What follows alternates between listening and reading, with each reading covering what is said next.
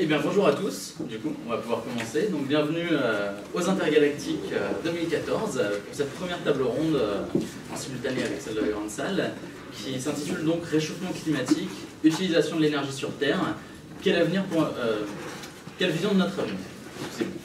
Donc on accueille aujourd'hui Jean-Marc Ligny, auteur de science-fiction notamment de AquaTM, de La Balade des Perdus, des Malmorts et des Yeux dans le ciel. On accueille... Pardon. Et Exode.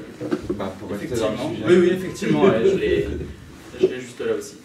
On accueille également Laurent Well, auteur de Goodbye Billy, Les damnés de l'asphalte, Les étoiles sans balance, Les pires dames et Le chant des psychomorphes. Et les pierres de rêve. Et les pierres du rêve. Il faudrait faire tes fiches quand même. Ah, mais j'ai des fiches, je ne peux pas être à jour. Voilà. Et on accueille également Sébastien Blavier, chargé de la question énergétique et climatique pour Greenpeace France et représentant de Greenpeace France donc, sur cette édition. Voilà. Je vais vous laisser un petit instant chacun pour, si vous voulez, vous présenter un peu plus avant, présenter un peu effectivement vos œuvres, les ouvrages, un ouvrage si ça vous dit. C'est... D'accord, je vais le faire alors. Vas-y, lance-toi. Là, on fait le même métier tous les deux, on écrit des... Enfin, moi je fais le même métier que lui, voilà, parce qu'il y a moins longtemps. Et on écrit de la science-fiction, on écrit d'autres choses aussi, mais on est plus là pour la science-fiction, et notamment, on a fait ce qu'on appelle des post-apocalyptiques, que vous connaissez sans doute, le terme post-apo. Voilà. Vous entendez au fond? Parfait. Et toi, tu entends bien? À peine. Je vais parler plus fort. Alors. Non, vas-y, ça va. Donc on fait des romans d'aventure, mais qui sont basés sur le vrai, sur la réalité, parce que lui comme moi, on a une forme de post-apo qui est une forme de post-apo, on va dire, réaliste. C'est-à-dire qu'on essaie de décrire une situation telle qu'on perçoit qu'elle pourrait être. Voilà. Et il n'y a pas de zombies, de vampires avec des ailes, des choses comme ça. Voilà. On est dans un post-apo, c'est-à-dire, en ce qui me concerne, il parlera pour lui, en ce qui me concerne, c'est plus du post-apo, on va dire, la dégradation de la situation telle qu'on l'a à l'heure actuelle. La politique s'effondre, la confiance dans les politiques s'effondre, etc. Donc ça engendre tout un tas de choses, et disons, à un horizon que je place aux alentours de l'entre 70 et 100 ans d'ici, les gens vont reprendre... Je vais lire tes livres, Laurent, ça me paraît intéressant. Je vais lire tes livres, ça me Mais paraît. c'est bien que moi ça me fera des thunes. Donc j'ai imaginé que la situation Enfin, c'est ma vision, moi, du futur, c'est la situation se dégrade tellement.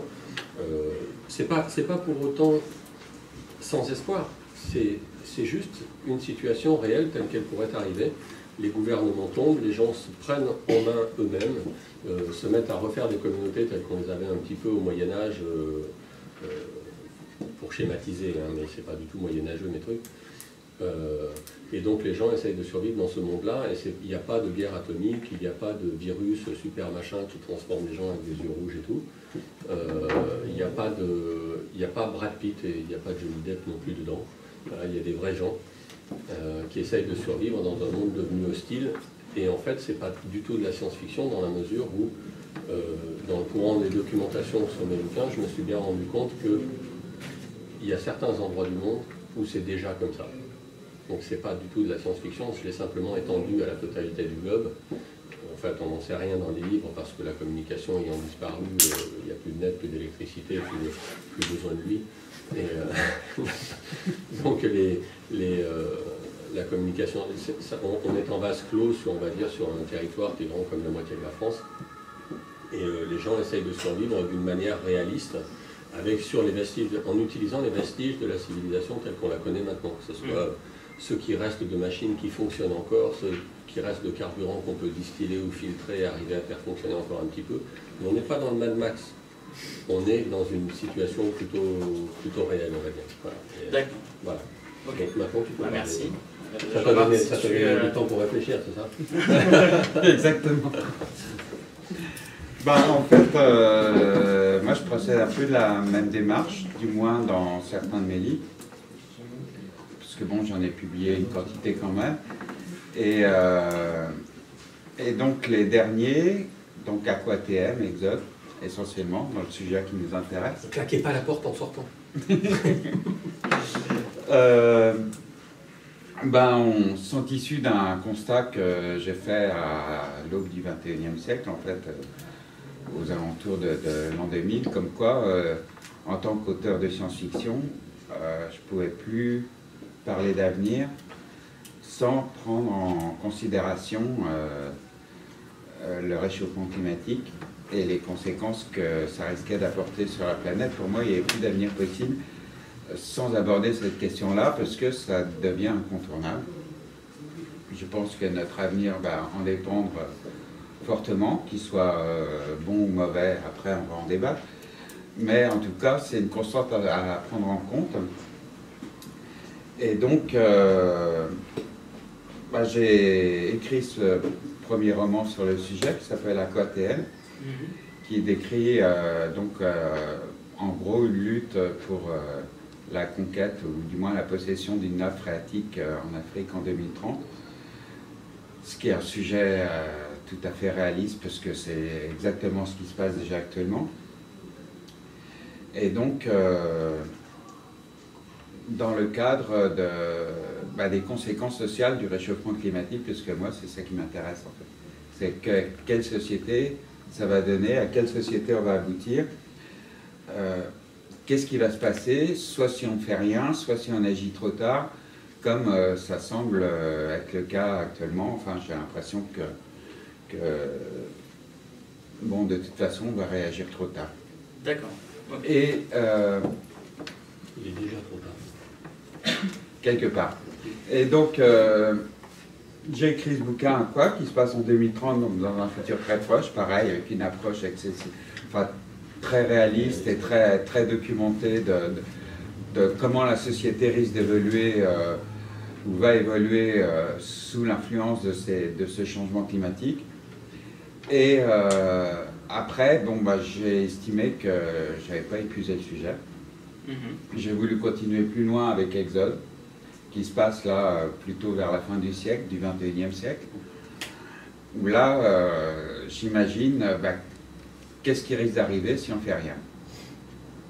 Comment la société, finalement, va s'écrouler à cause du réchauffement climatique. Et puis ça a donné un roman très noir, très pessimiste, et je me suis dit, je ne peux pas rester sur un truc aussi noir et pessimiste, il faut redonner un peu de l'espoir en l'humanité. Et donc là, je suis en train d'écrire un troisième roman, toujours sur le même sujet, mais encore plus loin dans l'avenir. Le pays de Candy. Des bisounours. Donc là, j'essaye de voir comment l'humanité, finalement, va réussir à survivre et s'adapter sur une Terre qui n'a plus grand-chose à voir avec celle qu'on connaît. Parce que, de toute façon, quoi qu'on fasse, ce changement climatique va arriver. Là, on a déclenché des forces géologiques qu'on est absolument incapable de maîtriser de toute manière. D'accord. Comme d'habitude. Voilà. Merci. Du coup, Sébastien, qui a un profil très différent, qui n'est pas auteur, qui vit sûrement tout ça de manière un peu plus concrète ou un peu plus proche au quotidien. Est-ce que tu peux nous détailler, justement, toi, quel est ton rôle, qu'est-ce que tu fais au sein de Greenpeace et quelles sont tes missions?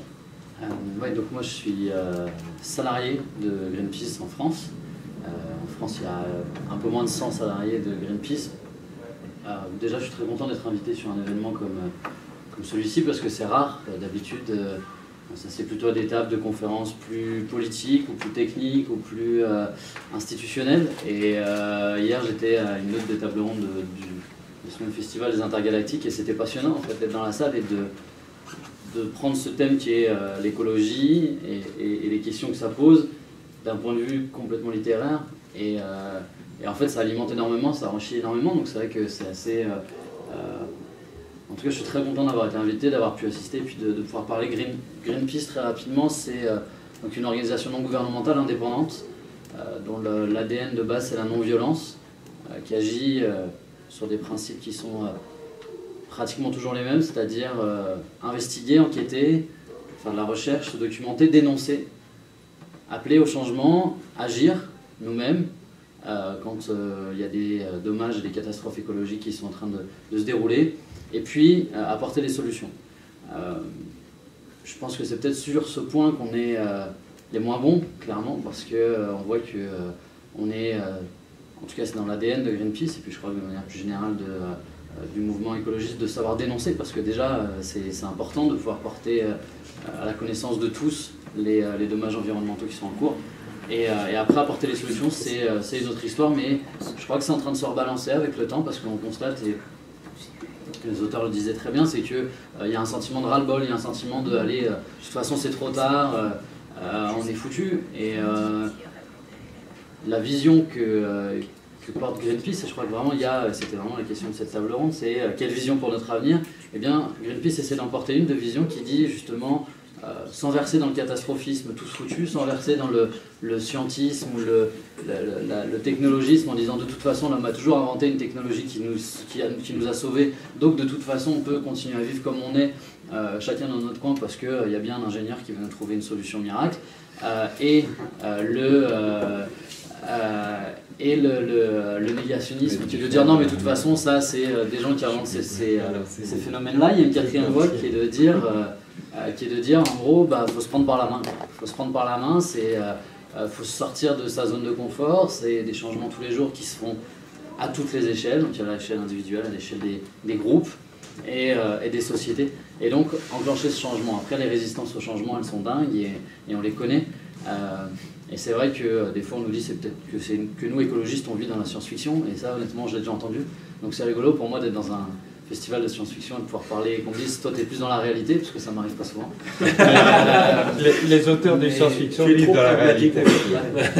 Et je pense que oui, clairement c'est... j'ai pas lu beaucoup de science-fiction, donc je pourrais certainement pas étaler ma culture ici. Tu vas corriger ça?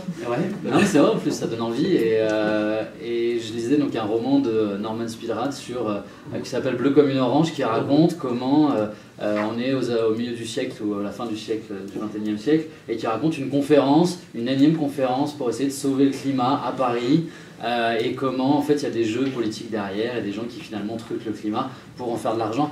Et je pense que vous n'êtes pas sans savoir que l'année prochaine, à Paris, il y aura une conférence sur le changement climatique qui vise à aboutir à un accord pour essayer de limiter l'élévation des températures. Donc il y a d'étranges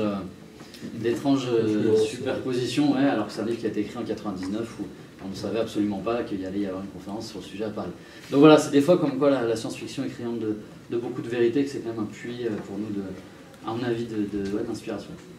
D'accord, merci.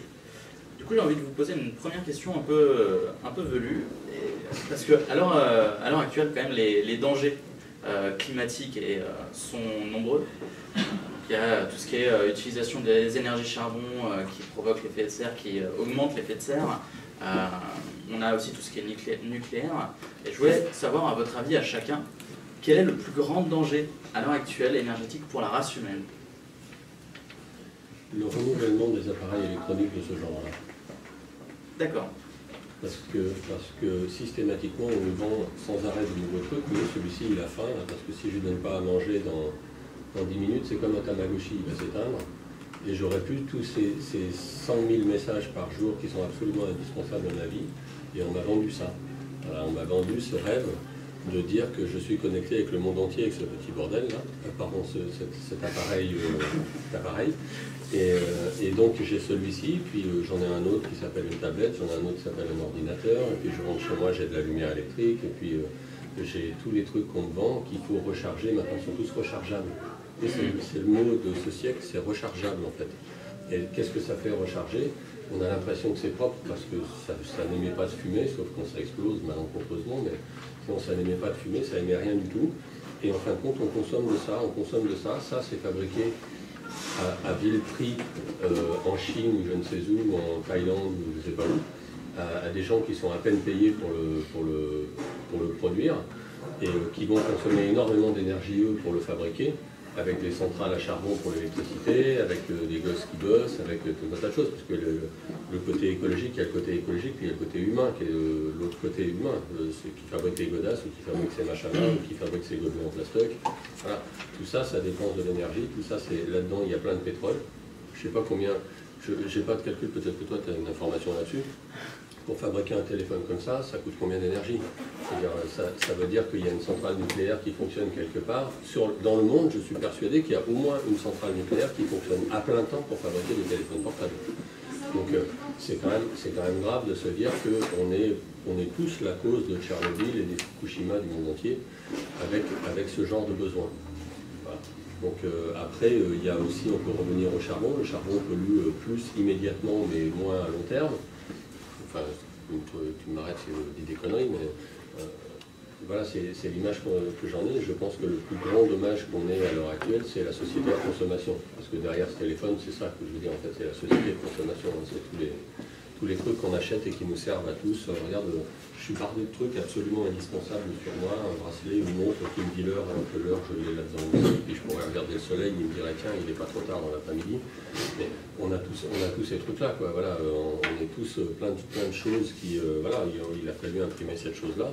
Cette chose-là, elle est très jolie et tout. Il y a le portrait du monsieur qui est assis au fond, là-bas derrière. Et voilà. Et bon, je suis sûr que ça consomme, que ça machin, que tout ça. Et l'écologie, pour moi, elle commence à ras des pâquerettes avec les premières choses. Je me lève le matin, qu'est-ce que je fais? J'allume la lumière, j'éteins mon réveil, qui a commencé lui à se réveiller avant moi, c'est un peu son boulot quand même. Et j'appuie dessus, il y a des piles dedans. Les piles, ça pollue énormément, c'est une vraie saloperie. On ne sait pas quoi en foutre. Ensuite, toute la journée, elle se passe de pollution en pollution. Mais je dis ça, je m'en sers. Hein. J'ai un téléphone portable, j'ai un ordinateur, j'ai machin. J'écris plus. Je pourrais écrire avec un crayon à papier sur des feuilles sur n'importe quoi, de la récup, sur les murs, sur tout ça. Mais je ne le fais pas. J'ai un ordinateur avec des fichiers bien rangés qui portent leur nom, mes bouquins, mes trucs. Et je consomme tout au long de la journée. Voilà. D'accord. Jean-Marc ou Sébastien Bah, d'accord. D'accord. Question suivante. Non, c'est vrai que je suis un peu de ton avis. De toute façon, on a enclenché depuis le 19e siècle une société qui est périssable, à plus ou moins un long terme, et on s'aperçoit que le terme est de moins en moins long. On a enclenché dans une société qui consomme des ressources fossiles, qui exploite la planète beaucoup plus que ses capacités de se renouveler, etc. Tout ça au nom du profit à court terme. Hein. Je veux dire, cette société-là, c'est le capitalisme, et le capitalisme est mortel pour la planète. Enfin, pas pour la planète. Soyons clairs, la planète s'en remettra toujours. On peut continuer à la polluer, à la détruire comme on veut, elle a connu bien pire que ça. Dans le passé, il y a eu des climats sur la Terre qui ont tué 99% des formes de vie. Il y a eu des concentrations en CO2 qui ont été 10 fois supérieures à ce qu'on connaît. Il y a eu des moments de la Terre qui étaient totalement hostiles à la vie, hormis des bactéries au fond de l'océan. Mais ça s'est écoulé sur des périodes de milliers, dizaines, centaines de milliers d'années. Ça a évolué très lentement, les formes de vie sont éteintes. Bon, il y a eu l'histoire des dinosaures, l'extinction des dinosaures, ça a été assez brutal. Néanmoins, la vie a toujours renaquis sur la planète, elle s'est toujours redéveloppée, etc. C'est ce qui se passera. Quand on ne sera plus là, la vie va continuer sur la Terre. Ou même si on est encore là, mais bon, je pense que nous, on sera peut-être encore là, en fait. Parce que nous, on est une espèce tenace. Hein. On est un peu comme les cafards, les fourmis, on s'accroche, on résiste. Les fourmis, ça fait 100 millions d'années qu'elles sont là, elles ont survécu à tout, les cafards aussi.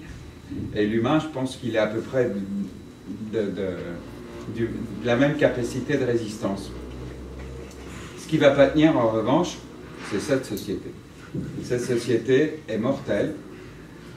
Elle va droit dans le mur, et à mon avis, elle va s'effondrer avant la fin du siècle.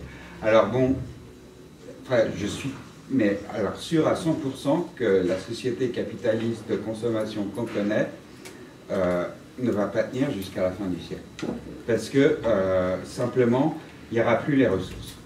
Il n'y aura plus les ressources, il n'y aura plus les capacités de gestion, ça va coûter trop cher. Là, on voit déjà... J'ai déjà vu aux infos, il n'y a pas plus tard qu'il y a 15 jours, que les compagnies d'assurance envisagent d'augmenter les cotisations de je ne sais plus combien de pourcents, parce que ça y est, commence à plus arriver à gérer la quantité de catastrophes qui se produisent. Naturelles, entre guillemets. Pas naturelles, entre guillemets. Écologique. écologique. Pour moi, ça c'est un signe avant-coureur.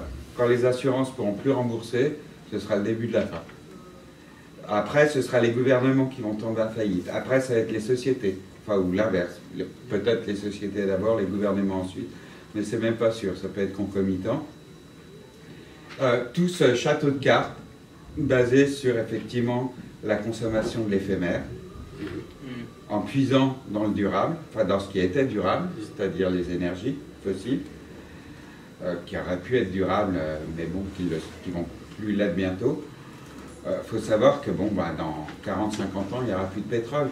Il y a d'autres minéraux, matières premières essentielles qui vont disparaître. Est-ce qu'on peut fabriquer des téléphones avec des idées? Voilà. Bon, il y a, enfin, j'ai plus les chiffres en tête, mais il y a des tas de produits de métaux rares qui sont utilisés justement dans les téléphones, les ordinateurs et tout ça, qui vont disparaître dans les 40 ou 50 prochaines années, voire avant même. D'accord. Même l'uranium, bon, bah, l'uranium, c'est pareil, il y a des gisements limités. Bon, le recyclage, la surgénération, etc., c'est pas très au point. Les centrales nucléaires, ça coûte excessivement cher. Bon, ça fonctionne pendant un temps, mais encore faut-il qu'il y ait de la maintenance en permanence. Et puis, bah, une fois qu'elles arrêtent de fonctionner, il faut s'en débarrasser, et ça, apparemment, on ne sait pas encore faire.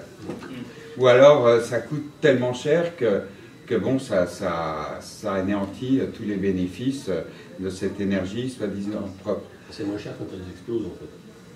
Voilà, puis ça nettoie un peu autour, ça fait de l'humanité en moins, et ça régénère la nature. Il paraît qu'autour de Tchernobyl, maintenant, c'est un sanctuaire, que la nature est totalement exubérante. Avec des loups avec 3 oreilles et tout ça. Ouais, mais bon, ils sont en forme quand même. Ils vivent moins longtemps, mais ils ne sont pas emmerdés par les humains. Et la nuit, ils n'ont pas besoin de lumière parce qu'ils brillent dans le noir. Ouais, ils sont fluorescents, ouais. D'accord. Oui, ça peut faire un monde très joli. Mais bon, je crois que, comme disait Sébastien, c'est ça? Bon, on fait des choses. Maintenant, bon, Greenpeace, Havas, les Amis de la Terre, tout un tas d'associations font des choses à un niveau international, national ou local. On sait quel type de société on pourrait générer pour conduire un peu plus longtemps, quoi. On le sait, mais on ne le fait pas. On ne le fait pas parce que Greenpeace, face à Total, Monsanto, Apple, IBM, etc., c'est David face à Goliath, quoi. Bon, on sait que David a fini par gagner. Donc, espérons que la légende va se vérifier une fois de plus. Sébastien, du coup, je t'en prie. Non, c'est clair que ta question sur quelle est l'énergie qui nous met le plus en danger, c'est... Ouais, la question du modèle, elle est indispensable. On le sait aujourd'hui que de toute façon, c'est pas pour éviter un changement climatique, ou en tout cas le limiter au maximum, et éviter les catastrophes que vous décrivez pas mal. C'est un changement de modèle qu'il nous faut, et je pense que je suis moins pessimiste sur la capacité de le faire. Le problème, c'est que le constat, effectivement, il commence à être de plus en plus partagé. Et, hier, à la table ronde, je crois que les auteurs le disaient très bien, tout le monde le sait. Qu'est-ce qui empêche le passage à l'action? Et il y en a qui vont dire, bah oui, c'est David contre Goliath, c'est Greenpeace contre des petites ONG locales contre des Total ou des multinationales. D'autres qui vont dire, oui, de toute façon, moi, à mon niveau, je peux rien faire. Je crois que c'est ce déclenchement-là qui est important, en fait, c'est de déclencher cette énergie. On pas mal de choses avec une déneigeuse. Ouais, en Russie, mais... Et un peu de vodka. Mais... c'est... La question, c'est qu'est-ce qui fait qu'aujourd'hui, on donne envie de passer à l'action? Qu'est-ce qui fait que... Et c'est là où je trouve qu'il y a deux mondes qui se rejoignent aussi, c'est-à-dire que qu'est-ce qui aujourd'hui donne envie à des gens d'agir? C'est que quelque part, il y a quelque chose qui les fait rêver, qui leur donne envie. Et je lis un livre où je vois une action de Greenpeace, c'est des choses qui peuvent me donner envie, c'est des combats qui peuvent me donner envie. Donc je pense que c'est là où il y a où nos métiers peuvent en partie se rejoindre, c'est donner l'envie aux gens, c'est donner l'envie de quelque chose au moins. Et sur les énergies aujourd'hui, clairement les choix qu'on fait en fait, sont tellement dépassés, et c'est là où moi je suis assez positif au fond, c'est que tu parles aujourd'hui à des... je suis pas très très vieux, mais tu parles aujourd'hui à des gens de 20 ans, c'est évident pour eux en fait. C'est déjà plus... La question c'est plus est-ce qu'on va changer d'énergie ou pas, c'est en combien de temps et comment et à quel prix.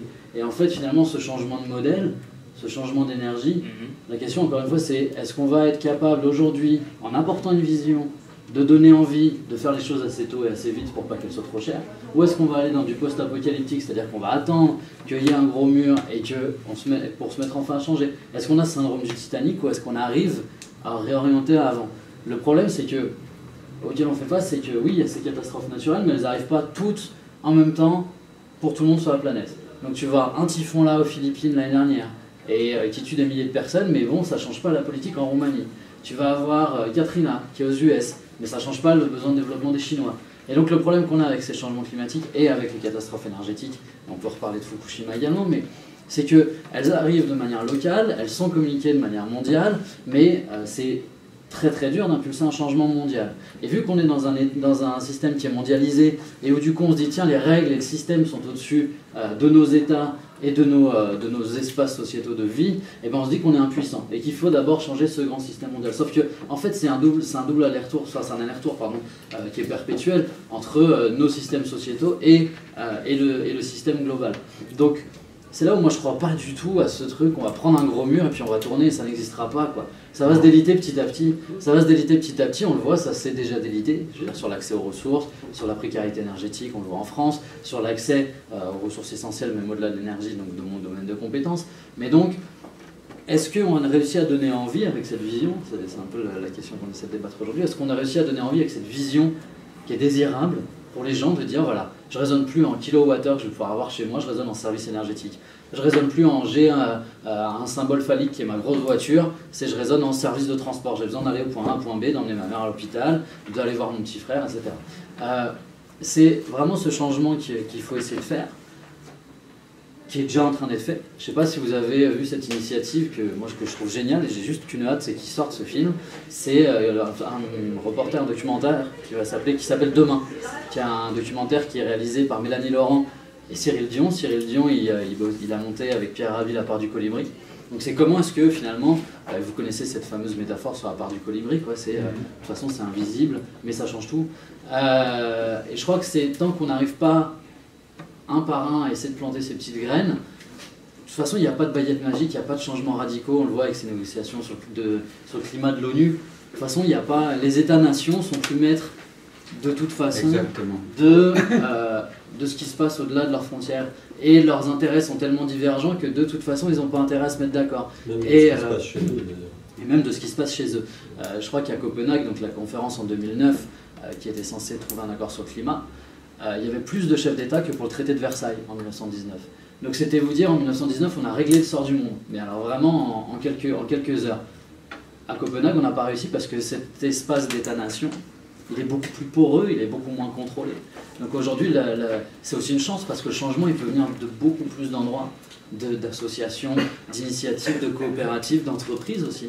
Voilà. Donc c'est là où finalement, c'est ce modèle-là qui est en train de changer. La question, c'est celle du rythme en fait. C'est ce que je dis toujours sur le nucléaire, si on rentre sur le nucléaire en particulier, c'est pas est-ce qu'on va en sortir, c'est quand. Et du coup, à quel prix. Mais moi, c'est ce que je pense en fait, que de toute façon, le changement de société, il est obligatoire, il se fera de toute manière, mais il ne faut pas l'attendre d'États ou d'organismes transnationaux, ni même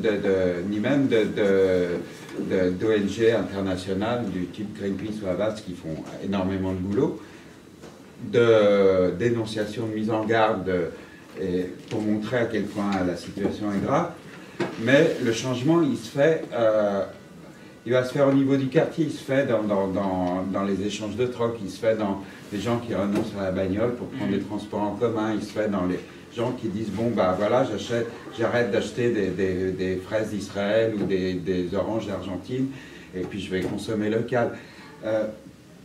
C'est une prise de conscience qui est en train d'entrer dans les mœurs et comme tu dis, bon, nous, la génération des 40, 50, 60 ans, on est encore dans ce strict consumérisme que décrivait très bien Laurent.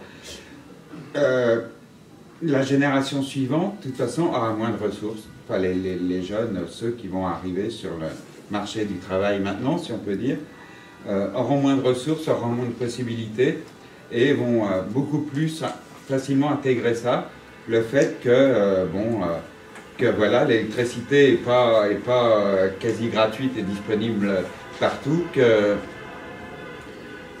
les sources d'énergie sont pas infinies et que le monde est, même s'il est à portée de main virtuellement dans leur tablette ou leur portable, concrètement, ce qui est à portée de main, c'est ce qui est autour d'eux, quoi.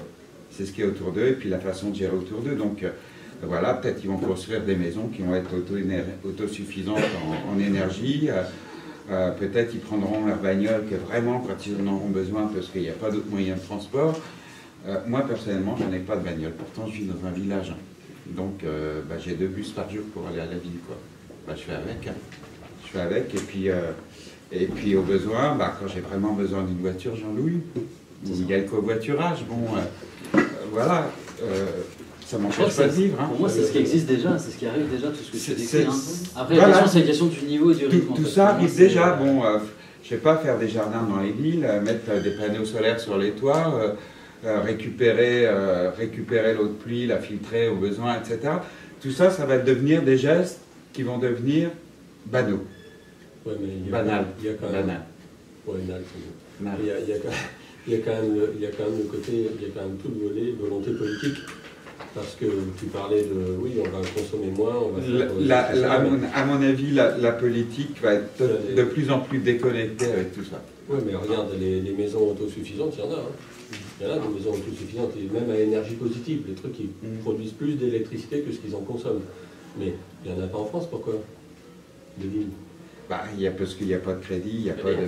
Et pourquoi il n'y a pas de crédit? Parce qu'il y a EDF qui freine, et le gouvernement, effectivement. Mais parce qu'on a encore, pour quelques brèves années, à mon avis, qui ne vont pas durer longtemps, dans une optique que le gouvernement doit aider les gens. Le gouvernement, il ne va plus aider les gens, de moins en moins. Il ne va plus pouvoir. Il ne va plus pouvoir. Il va essayer de les taxer de plus en plus, et à mon avis, il peut y avoir des révoltes. Il y arrive. Il y arrive très bien, d'ailleurs. À mon avis, il peut y avoir des révoltes violentes. Enfin, on ne peut pas décrire un modèle général de ce qui va se passer. Ça ne va pas être partout la débrouille de village à village et puis la transition douce comme on le souhaiterait. Ça ne va pas être partout les décisions gouvernementales en disant voilà, ça y est, maintenant on arrête le pétrole, etc. On passe au niveau national à une forme... Et justement, je me permets de rebondir parce que dans la science-fiction, on a un bon exemple là-dessus. C'est le cycle de Dune de Frank Herbert, où justement dans sa deuxième partie, après toute la partie, donc je suis désolé pour les gens qui n'ont pas lu le premier bouquin, ça ne devrait pas vous gâcher la lecture, mais en fait on a Leto Atreides qui devient l'empereur dieu de Dune et qui devient un tyran sans nom, mais au nom comment on dit en français, du bien commun en fait. Mais tous les tyrans, ils sont là au nom du bien commun. Hein. C'est étonnant quand même. Ils sont les bienfaiteurs de l'humanité en général. C'est significatif que le seul mot français que tu n'aies pas pu trouver, c'était le bien commun. C'est le greater good. Moi, je pense que ce qu'on va vivre dans un proche avenir, ça va être d'une part, effectivement, la débrouille au quotidien et l'instauration plus ou moins volontaire, plus ou moins obligée, plus ou moins bien gérée d'une autre forme de vie, qui va être à un niveau beaucoup plus local. On va avoir des guerres, des révoltes violentes, des invasions des familles, ça c'est clair, parce que l'écologie, il y a déjà des millions de réfugiés climatiques dans le monde et ça va faire qu'augmenter. Des épidémies, etc. Il y a des pays qui vont disparaître, qui vont pas s'en sortir. Il va y avoir une résistance acharnée des grosses entreprises multimondiales, etc., pour essayer peut-être d'imposer un nouveau modèle. Hein. Total va se reconvertir dans les énergies renouvelables. Ils vont essayer de nous fourguer des panneaux solaires et des éoliennes, estampiller Total, et puis de faire payer le soleil. Je pense qu'ils vont... Total doit être en train de chercher des plans pour comment faire payer le soleil. Panneaux solaires, compteurs, et ils vont trouver, hein, c'est pas difficile. EDF y arrive déjà. Hein. D'accord. Donc, il y aura un mélange de tout ça, à mon avis. Hein. Mais il n'y a pas de... comme tu dis, ça va pas être on va droit dans le mur et après on tourne. Ça va pas être comme ça. Non, c'est clair. Ça va pas être comme ça. On va, en fait, on va vers une espèce de rivage plein d'écueils et il va falloir se faufiler. Il va falloir se faufiler, mais j'ai aucun doute que l'humanité va survivre, hein. Même si ça n'a pas l'air à la fin d'Aiglon. Tu l'as pas vu? Bah non, moi je lis que des bruits. Bah oui, les tiens. Ah, mais du coup, c'est qu'est-ce qu'on fait aussi, c'est de se dire qu'est-ce que, une fois qu'on a fait le constat, parce que je crois qu'on le partage quand même assez, et c'est assez... maintenant, il est de plus en plus simple de faire ce constat. C'est quels sont les leviers, finalement, d'action qu'on met en place pour éviter que ce soit le pire. Et effectivement, ce ne sera pas les mêmes réponses si je suis au Soudan, ou si je suis en France, ou même si je suis en Europe de l'Est. Et ces leviers-là, pour moi, ils sont très locaux. Et c'est là où il faut de l'intelligence qui est collective. Et quand on dit, c'est peut-être des mots qui sont trop, qui ont été peut-être trop utilisés, du coup, qui peuvent être galvaudés. Mais quand on dit une convergence de lutte, moi, je trouve ça toujours très intéressant de voir des personnes qui vont se battre contre un oléoduc qui traverse leur forêt, d'autres qui vont se battre parce que ils arrivent dans des territoires qui vont être inondés avec la hausse de la mer. D'autres qui se disent, bah voilà, nous, il y a une guerre civile parce qu'il n'y a plus d'accès à l'eau potable, etc. Et il n'y a pas de... Encore une fois, comme il y a un problème global, il n'y a pas de réponse mondiale, mais il faut qu'on se connecte là-dessus. Et c'est là où, je ne sais pas, vous, après, dans vos livres, comment vous imaginez ça, et c'est là aussi, moi, ça m'intéresse et ça m'inspire, c'est de me dire comment vos héros, ils se démerdent de ces situations post-apocalyptiques aussi. C'est comment est-ce qu'on met du positif là-dedans, parce que c'est vrai que dans vos discours, c'est assez noir, quand même, quand on parle de réalité, hein, je ne parle pas de ce que vous écrivez, mais c'est assez noir. Et comment est-ce que, finalement, on essaye aussi de... Parce qu'il n'est pas trop tard, parce qu'il ne sera jamais trop tard. Je pense que c'est aussi ça, même dans des situations post-apocalyptiques, il y a des choses qui naissent. Comment est-ce qu'on trouve les leviers du changement? Moi, je le trouve dans l'humain. Ouais. Enfin, je le trouve dans l'humain. C'est-à-dire que pour le post-apo, en fait, moi, j'en ai fait que 2 qui soient vraiment des post-apo, qui sont le début d'une série de 4, et qui se passent chacun à 15 ans les uns des autres, parce que je veux... En fait, ce que je décris, c'est la situation à travers la vie d'une famille élargie, et dont les membres vieillissent au fil de la série, ou meurent, etc. Donc ce sont des livres d'aventure, mais qui se passent dans ce monde post-apocalyptique, qui est déclenché par le nôtre de monde. Donc il y a des références à notre monde, qui sont un petit peu exagérées, mais par exemple, dans l'écriture du premier, j'avais mentionné des révolutions qui secouraient tout le monde arabe, etc. Et entre le moment où j'ai transmis le manuscrit et le moment où il a été publié, il y a eu le printemps arabe. Donc c'est un truc, c'est marrant, quoi. Et ça arrive fréquemment quand on écrit de la science-fiction, de se rendre compte qu'on écrit un truc qui de toute façon c'est has-been, parce que ça vient déjà de se produire. Je fais attends, j'ai pas lu Exode, mais j'ai lu Aquathéane, qui est par ailleurs un excellent bouquin, je ne sais plus chez qui il est, mais il est très bien. La Talente, voilà. Voilà.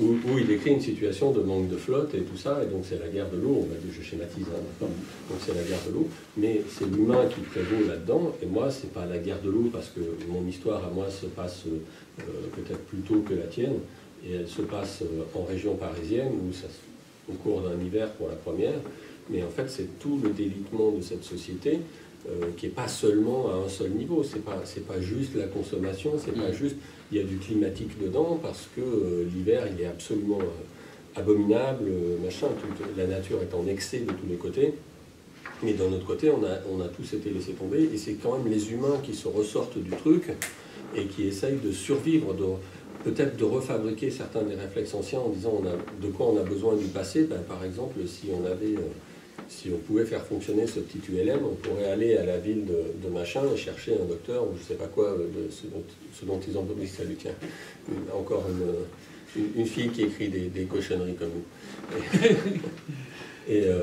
Et donc voilà, donc c'est basé sur l'humain, c'est pas juste basé sur le fait ouais, il y a de la pollution, les gens ils respirent pas, ils ont des masques à gaz, gna gna gna gna. Bon, tout ça, moi j'en ai pas mis, c'est du cliché total. Bon, voilà quoi. La réalité, c'est avant que les gens aient besoin de masques à gaz, ou alors à côté de Céveso peut-être, ou des choses comme ça. Mais dans la vraie vie ici, on va encore avoir de l'air pendant un bon bout de temps. Par contre, ce qu'on risque de plus avoir, effectivement, c'est comme tu le dis toi, c'est de la flotte. Ce qu'on risque de plus avoir, c'est de l'essence. Ce qu'on risque de plus avoir, c'est de l'énergie, c'est de l'électricité, c'est donc du chauffage. Ici, il fait pas très chaud l'hiver. Hein. Enfin, moi, j'habite plus au nord, j'habite autour de Paris. Il fait pas très chaud. Puis autour de Paris, il va se passer un autre problème.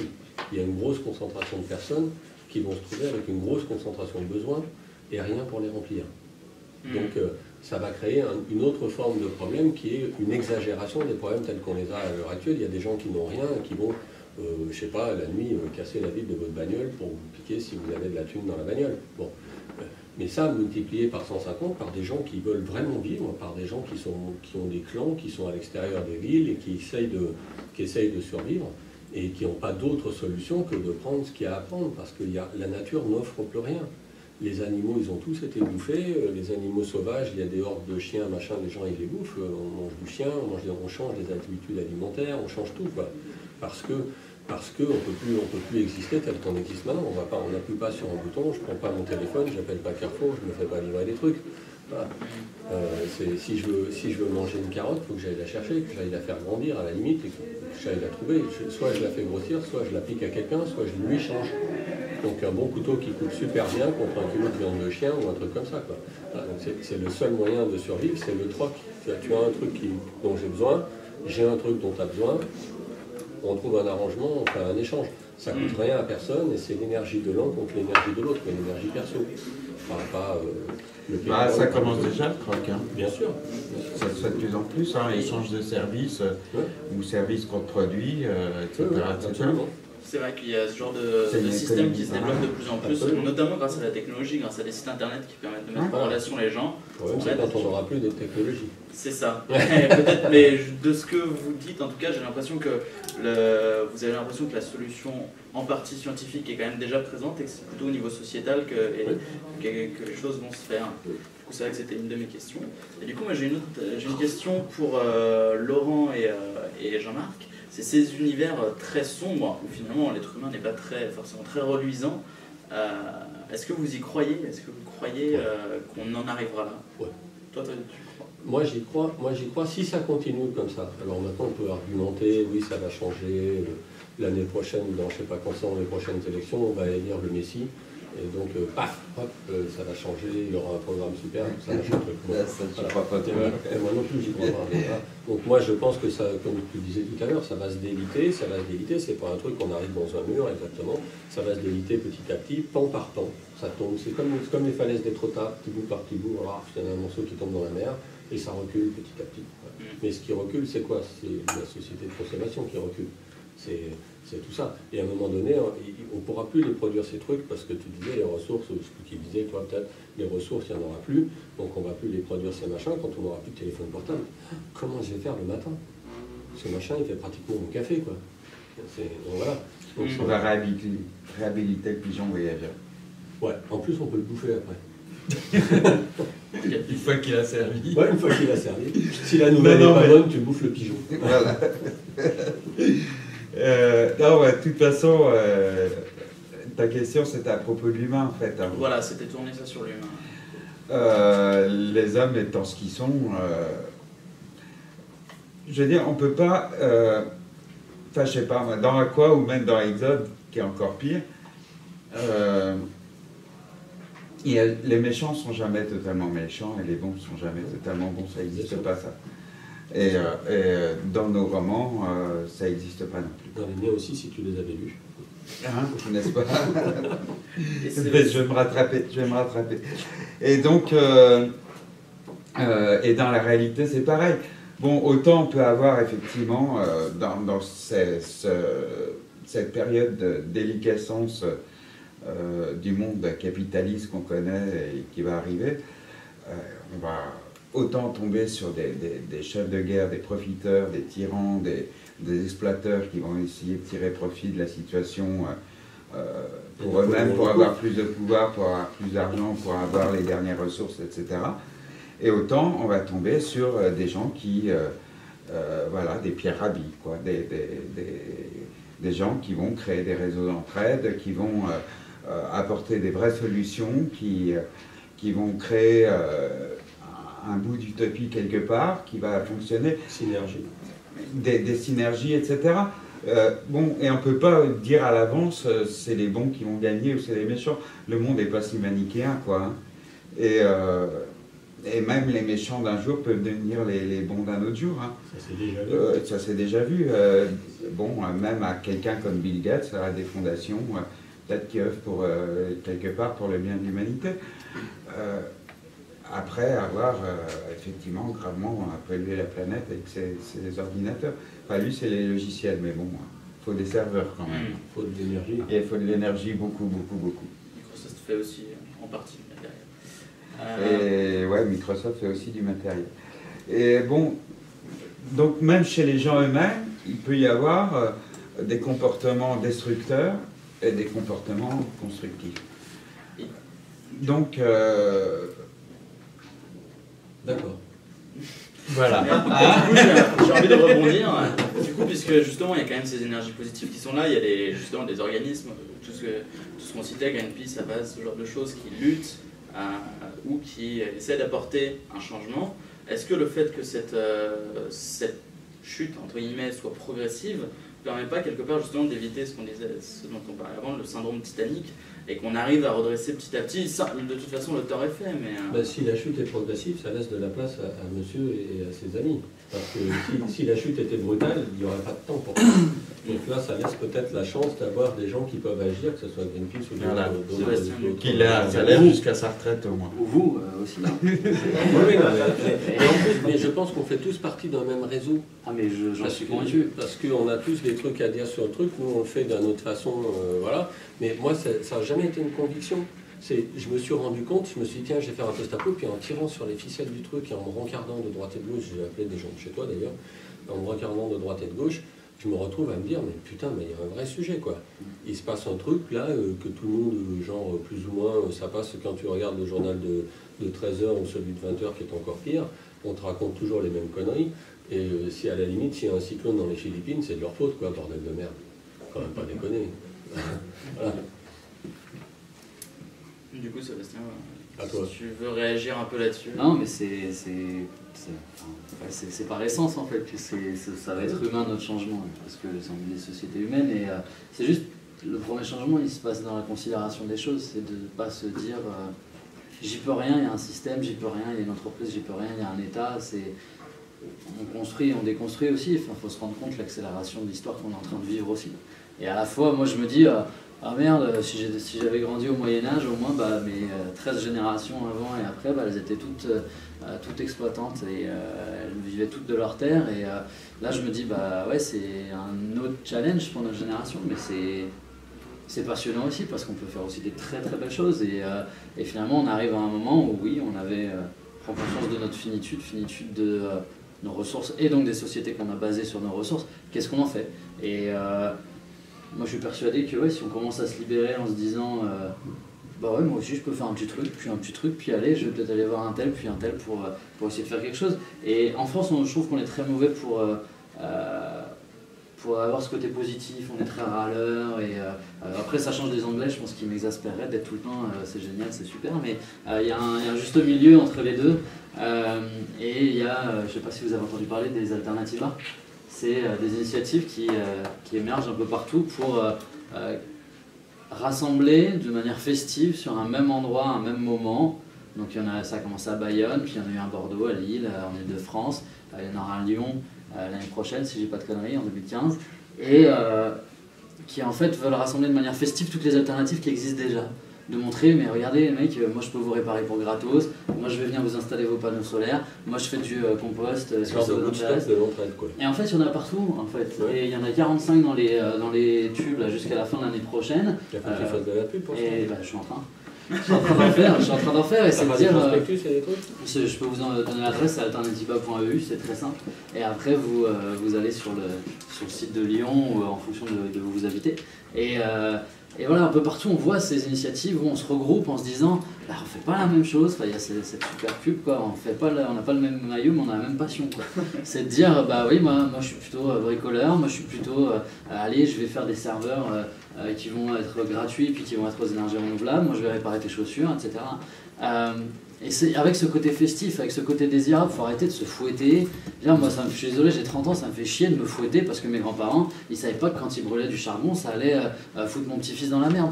À un moment donné, il faut qu'aussi on ait... Oui, ça va être plus dur, oui, ça va être dur, mais en même temps, ça fait combien de centaines de milliers d'années que l'homme, il doit se battre avec l'hiver, avec le bois, avec le loup du coin, avec le voisin, avec le voisin de l'autre côté de la rivière, et de se dire à un moment donné, bah... Ouais, on s'est toujours battu et peut-être qu'on nous a donné l'illusion que on allait être bien chauffé l'hiver, comme tu le disais tout à l'heure, avec de l'électricité peut-être pas chère, on maintient de la croissance en empruntant de l'argent qui n'existe pas. Mais donc au final, rendons ça désirable en fait. Moi c'est juste ça. Le maître mot, tu viens de le dire, c'est illusion. Je pense qu'on a passé le 20e siècle, au moins une bonne moitié du 20e siècle, dans l'illusion la plus totale. Où on croyait que la Terre était illimitée, que les gouvernements, les entreprises, l'avancée de la science, etc., allaient nous donner une vie facile qui suffisait qu'on ait notre salaire à la fin du mois, et puis tout allait rouler comme ça pendant des siècles, et que, voilà, on s'occupait de nous, quoi. La France du maréchal Pétain. Voilà, enfin, on pouvait se poser le cul dans notre fauteuil devant notre télé, le monde s'occupait de nous. Regardez les ça n'a pas tenu 50 ans, quoi, je veux dire, ça y est, maintenant, c'est fini, quoi. C'est fini, il faut qu'on se reprenne en main, quoi. Il faut qu'on se reprenne en main et qu'on compte plus sur le pouvoir, sur le supermarché du coin, sur EDF, sur Total, etc., etc. On y compte encore. Pendant quelques années. Bon, notre génération à nous de cinquantenaires bien tassés, pas encore toi, Laurent, pour toi, on peut peut-être dire qu'on va encore vivre sur ce modèle jusqu'à la fin de nos jours, et encore il va s'éliter, mais la génération suivante, c'est fini. La génération suivante, ça va être ça va être ce que tu viens de décrire, les réseaux, les associations, l'entraide mutuelle, la débrouille, et puis... on y gagnera en social. On y gagnera en social, et l'humanité a vécu, mais pendant des siècles comme ça, en tribus, en petits États, en villes-États, avec plus ou moins de bonheur. Je ne dis pas que le Moyen-Âge, c'était le paradis, parce que les serfs dépendaient des seigneurs locaux, etc., et même s'ils pouvaient vivre plus ou moins en autarcie, ils avaient quand même le seigneur et ses soldats qui venaient prélever la dîme et le droit de cuissage. C'était pas le paradis, loin de là. Et puis il y avait l'esclavage, etc., etc. Enfin, de toute façon, il n'y a jamais eu de paradis dans la vie de l'humanité. Même dans la préhistoire, effectivement, ils vivaient peut-être en harmonie avec la nature, mais ils en chiaient quand même aussi. Ils n'avaient pas de briquet pour allumer le feu. Donc... C'est pour ça qu'il n'y a pas de c'était mieux avant pour moi, que ce soit il y a 20 ans, 50 ans ou 2000 ans. C'est clair. On capitalise et maintenant on regarde devant, et c'est là où moi j'aime beaucoup ce côté science-fiction, c'est de regarder devant, loin, et d'essayer de se dire... Après c'est assez souvent, noir sur le contexte et il y a de la beauté dedans. C'est ce que tu disais sur l'humain, c'est aller chercher la beauté sur l'humain. Et c'est que ça. Voilà, pour moi c'est un peu le sujet de mon troisième bouquin. Après avoir détruit l'humanité dans l'Exode, je la reconstruis dans... Seulement ça s'appelle d'ailleurs. Du coup, j'en profite pour faire un super lien avec la réalité, c'est que juste dans la cour derrière vous, il y a des ateliers qu'on a appelés ateliers post-écologie, qui sont justement là pour apporter ce genre de réponse. Il y a par exemple une association qui s'appelle La Petite Rustine, qui est là en fait pour vous aider à partir de débris, à vous reconstruire un vélo. Il y a des gens qui vont vous apprendre à faire des fermes de fenêtres. Donc par exemple, vous pouvez cultiver en ville avec des bouteilles en plastique et des systèmes à mettre devant vos fenêtres pour capter la lumière. Il y a plein de choses, donc je vous invite tous à aller faire un tour puisque la table ronde va toucher à sa fin. Est-ce qu'éventuellement il y aurait une ou deux questions dans l'Assemblée? Pourquoi éventuellement il y a une ou deux questions? On ne menace pas. Moi je ne m'ai menacé de rien du tout pour l'instant. Oui. Moi je n'ai pas bien retenu le nom de l'association. C'est l'initiative, c'est Alternativa. Alter et nativa.ue. Et je pense qu'il y a une adresse à Lyon ou pas? Sur le site. C'est en cours de se créer là. Ouais. Il y a eu, je crois, 2 réunions pour l'instant. Ok. Démarrage, Alternativa ou Alternativa, BA. BA. Ça signifie quoi? C'est basque d'origine. C'est basque d'origine, C'est alternative, mais en basque. On va écrire Alternativa. Ah, c'est comme un nom de fromage de chez eux, on ne sait pas C'est ce que ça. ça veut dire. Mais ça marche. Hop là. Et par exemple, pour vous donner une représentation, moi j'y croyais pas du tout. Ça a commencé donc à Bayonne, il y a eu 25 000 personnes à peu près. Et on s'était dit, c'est le Pays Basque. Bayonne, Ouais. peut-être. C'est le Pays Basque, je sais. Ah oui, c'était peut-être ça. Mais c'était le Pays Basque, et on s'est dit, ils ont cette culture, allez, on a les clichés, on y va à fond. Et puis ça a essaimé, il y en a eu un Lille, plus de 10 000 personnes, il y en a eu un Bordeaux, 15 000 personnes. Enfin, honnêtement, c'est hyper surprenant parce qu'il y a ce côté festif, le côté on donne envie, et le côté on vient pour s'éclater, quoi. Et en même temps pour être concret, pour être dans le futur, pour vraiment le construire. Et je crois que... Et Ouais, je vais y aller, c'est ça moi, qui est- son truc, c'est vous le prochain. Alors, il y en a 45, je sais pas où est le prochain. Honnêtement, T'es mal renseigné. ouais, je sais pas où il est. En tout cas, je sais qu'il y en a un à Paris, ce sera le 25 septembre prochain, dans un an. 26. Ah oui, parce que le 25 septembre, C'est en 2015. Ouais. À Lyon, ça va se construire. Ouais. C'est en cours. Un Ah ouais interlocuteur, par exemple. Bah, faut Jérémy aller voir Montagny. sur le site, quoi. Pardon, madame? D'accord. Jérémy Montagny, qui est dans plusieurs associations à Lyon. D'accord. Ok. En CIA, etc. Qui fait beaucoup de relances. D'accord. Merci. D'autres questions? Oui, d'autres questions? J'en ai une, mais ça risque d'être un peu long pour y répondre. En fait, là, vous parlez d'avenir, avenir lointain, mais est-ce que l'homme va vraiment avoir cet avenir lointain, quoi? Parce que on a 500, jusqu'à présent, on avait, oui, l'homme a vécu très mal, sans briquet, etc., quoi, mais il n'y a à aucun moment de l'histoire de l'humanité, l'homme n'a été confronté à 500 centrales nucléaires de par le monde, quoi. Et comme disait Ça, c'est une Jean-Marc, attaque il me directe semble- sur EDF et on ne peut rien répondre à ça, De on n'a quoi pas le droit. On peut pas- Jean-Marc disait, c'est des choses qu'il faut entretenir. Et effectivement, si le système économique s'écroule, il Bien n'y a sûr. plus personne pour bosser dessus. Bien sûr, Si elles sont inondées parce qu'il y aura des montées des eaux, bien sûr. on pourra Elles rien vont entrer faire. en fusion. Tremblement de elles terre, vont- rien faire. Absolument. T'as lu Attaque, le bouquin Homo Disparitus? Non. Ça décrit exactement ça. Si l'homme Bah, fais-le. disparaît de la planète, Ouais, qu'advient-il Ouais. de la Terre? Tu sais quoi? Comme tu le Lis disais, les je me étoiles fais- sans balance, j'en parle très bien dedans. je me fais pour la Terre, quoi. C'est juste, comme on parlait de la capacité de l'être humain à créer de Moi, grandes je- choses, je- est-ce qu'on aura cette possibilité avec 500 centrales nucléaires de par le monde en train de... On n'aura pas le choix, soit on créera une super, peut-être une super organisation qui sera chargée de s'occuper de ce genre de problème et qui sera une multinationale mise en place par les gouvernements pour s'occuper des centrales nucléaires dans les gouvernements, dans les pays où ils ne sont pas capables de s'en occuper eux-mêmes, où ils ne sont pas capables, où ils ont eu une catastrophe, genre le Japon sont parfaitement capables de s'occuper de leurs centrales nucléaires. Donc, je ne vais pas dire inventer le concept, mais ils sont quand même assez balèzes. N'empêche qu'il leur est arrivé cette merde. Les Russes, c'était pas les derniers des abrutis non plus, il leur est arrivé une grosse merde. Il y a toutes les merdes qu'on ne sait pas, qui existent à l'heure actuelle dans les centrales nucléaires. Donc, si ça se trouve, on ignore même l'existence, à part peut-être des gens de chez toi, qui sont mieux renseignés que le commun des mortels, mais n'empêche que c'est sûr qu'il y a des problèmes de centrales nucléaires, et peut-être pas si loin que ça de nous. Et on ne sait pas comment le gérer. Et effectivement, ce que tu dis, c'est qu'à un moment donné, si la société tombe et s'écroule, comme je le décris très bien dans mon ouvrage Les étoiles sans balance, et la suite, les derniers passages, il y a un problème de gestion. Donc dedans effectivement, j'ai mis ça parce qu'on ne peut pas passer à côté. C'est quelque chose d'obligatoire. Si tout s'écroule, si le côté financier s'écroule, personne ne va vouloir les réparer, ces saloperies. En tout cas, personne de compétent. Parce que les mecs compétents, il faut les payer. Ils seront barrés, ils sont plus là, ils sont morts, etc.